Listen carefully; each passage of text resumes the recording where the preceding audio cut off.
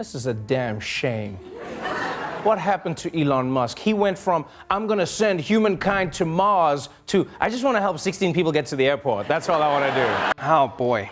You know, this whole thing happening with Elon Musk and Twitter reminds me of, I think it was Mike Tyson who had that line where he said, everybody has a plan until they get punched in the face. No one is laughing at you, Elon. No one is laughing. We are not laughing at you.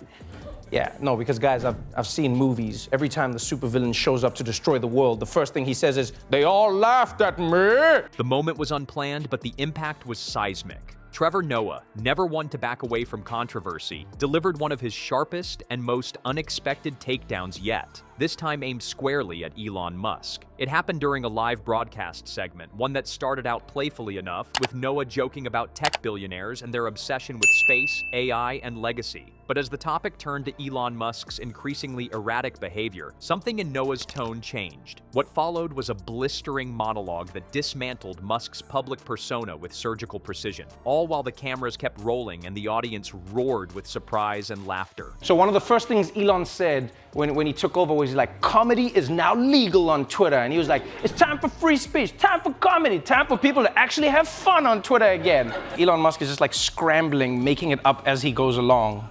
Which I get. You've spent $44 billion for a company that most people say shouldn't be more than worth like 20-something billion. You're gonna scramble.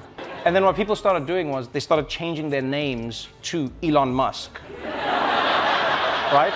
So people changed their Twitter handles to Elon Musk. And then they just started tweeting things as if they were Elon Musk. They were like, I'm such a terrible person, my wife left me. Before we move on, I'd like to ask you a small favor. If you appreciate this content, please take a second to like this video and subscribe to the channel. Over 98% of you watch the videos without subscribing. It costs you nothing, but it makes a huge difference to us. So, did you click the subscribe button? Great. Thank you so much. Now, back to the video. Noah began with satire, as he often does, pointing out the absurdity of a man who can launch rockets into orbit but can't seem to handle criticism on Twitter. But soon, the jokes gave way to a deeper, more serious commentary. He called out Musk's influence over public discourse, his erratic statements about free speech, and his repeated clashes with journalists, activists, and even his own employees. You can't keep acting like you're the underdog when you're literally the richest man on the planet, Noah said, staring directly into the camera. At some point, the I'm just a misunderstood genius act wears thin. The audience reacted immediately with a mix of cheers and gasps. But the real shock came minutes later, when word broke that Elon Musk himself was watching and had already fired off a string of furious tweets in real time. The posts ranged from sarcastic jabs to full-on rants accusing Noah of being a corporate puppet, irrelevant, and jealous. Musk, who's known for clapping back at critics, seemed especially rattled. He didn't just defend himself, he erupted. What made the situation more volatile was that Musk's outburst only gave Noah more fuel. Instead of backing down, Noah returned the next night with another segment, this time calmly reading through Musk's tweets one by one and dismantling them with logic and humor. I thought free speech was your thing? He asked with a smirk. Or does that only apply when you're the one doing the talking? This back and forth quickly went viral. Within hours, hashtags like Trevor vs. Elon and Musk meltdown were trending. Social media exploded with commentary, memes, and debate. Some took Musk's side, accusing Noah of being disrespectful and opportunistic.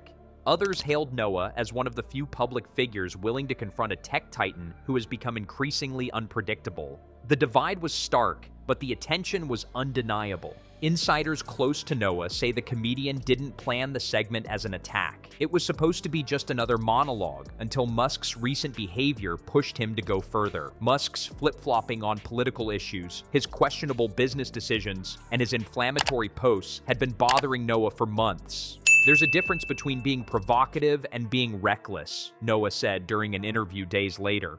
And when someone has that much influence, they have a responsibility to be better. You know, now that I hear it again, we should have known that Trump was lying as soon as he said, I don't think I have the authority to do that. Since when has Trump ever questioned his own authority to do anything? Because you never hear this level of compassion from Trump about like Puerto Rico, yeah? When that happens, he's like, here's one paper towel, go long! But here, and when it's him, he's like, the Mueller investigation was a terrible thing. Classic relationship dilemma. Yeah. Trump was like, Kim, if I'm gonna open my trade to you, then we need to make this official.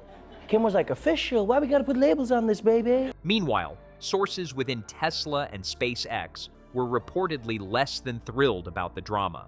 While Musk thrives on being the center of attention, this particular controversy didn't play well behind closed doors. Shareholders grew anxious as Musk's rants took on a more unhinged tone, and even some of his most loyal allies began to quietly express concern. The volatility they feared was starting to overshadow the innovation. Noah, on the other hand, continued to lean in. His next few shows featured segments not just about Musk, but about the larger implications of billionaires controlling tech, information, and speech. He used Musk's response as a case study in how power distorts accountability. If you can't take a joke, maybe you shouldn't own a platform where people joke for a living, he quipped to thunderous applause. In private circles, some noted the irony that Musk, a champion of free speech, seemed unable to tolerate criticism himself.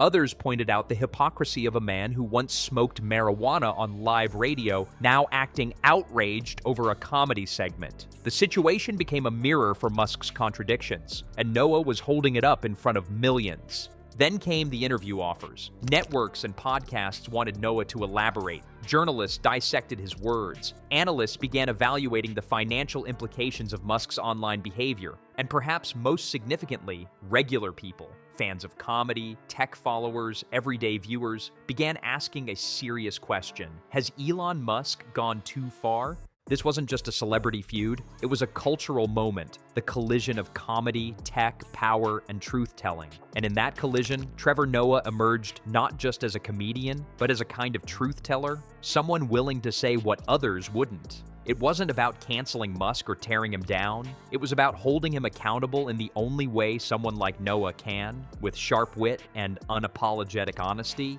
Eventually, Musk stopped tweeting about the situation. Some believe his advisors told him to let it go. Others think he realized that every response only fueled Noah's platform. Either way, the damage was done. Musk's public image took another hit, and Noah's star only rose higher. Looking back, the whole confrontation felt inevitable. Musk's rise has been built on brilliance, yes, but also chaos. And in an age where so many are afraid to challenge that chaos, Noah did. With humor, with clarity, and with a sense that the truth, even when uncomfortable, still matters. As the headlines faded and the news cycle moved on, one thing remained clear. Trevor Noah didn't just go off on Elon Musk. He exposed a side of him that many had seen but few dared to say out loud. And in doing so, he reminded us all that no one, not even the richest man on earth, is above being held to account.